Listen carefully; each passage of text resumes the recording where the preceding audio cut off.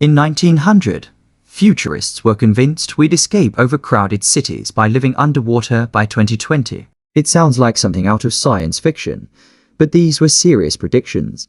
Today, we'll explore what led them to this idea, the challenges they overlooked, and whether underwater cities could ever become a reality. To understand why people believed in underwater living, let's go back to the world of 1900. The Industrial Revolution had transformed cities, bringing booming populations, technological optimism, and a fear of overcrowding. Futurists looked at the rapid pace of invention, electricity, skyscrapers, automobiles, and thought, what's next? Architects like Jacques Rougerie and writers like Jules Verne imagined a world where humans dominated nature, even living beneath the sea.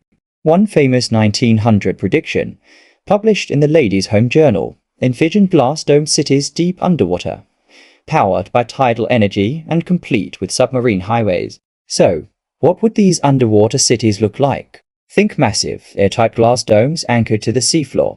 They'd use tidal or geothermal energy to power homes, and farms could grow algae or even fish for food. Submarines would replace cars, and marine life would become part of daily life. The vision was ambitious, imaginative, and frankly, beautiful. It was a world where humans and the ocean coexisted harmoniously, a sci-fi utopia, long before sci-fi was even a genre. Now, here's where reality hits. To live underwater, you'd have to solve massive engineering problems. For starters, the deeper you go, the higher the pressure. At just 100 feet below the surface, the water pressure is 4 times what we experience on land. Building materials like glass and steel would need to withstand these immense forces. Then there's oxygen. An underwater city would need a continuous, reliable air supply. Modern submarines can recycle air for a limited time, but scaling that up to an entire city?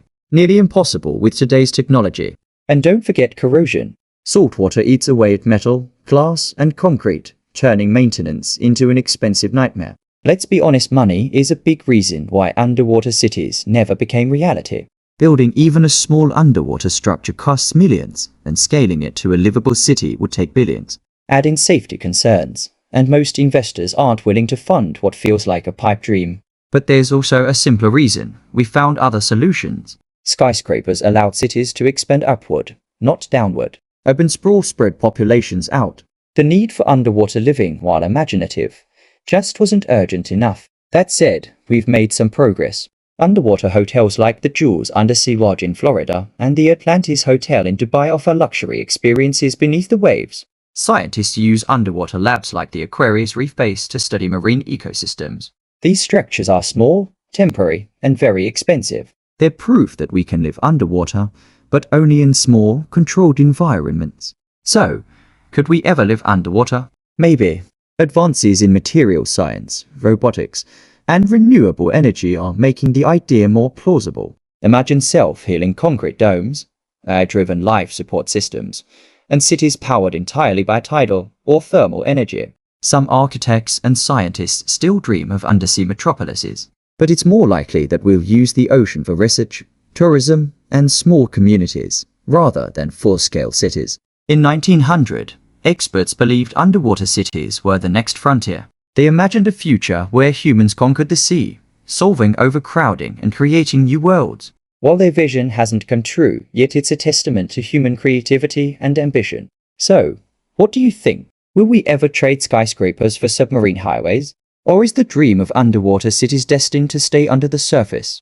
If you enjoyed this dive into history's forgotten predictions, hit subscribe and join us next time for more bold visions of the future that almost came true.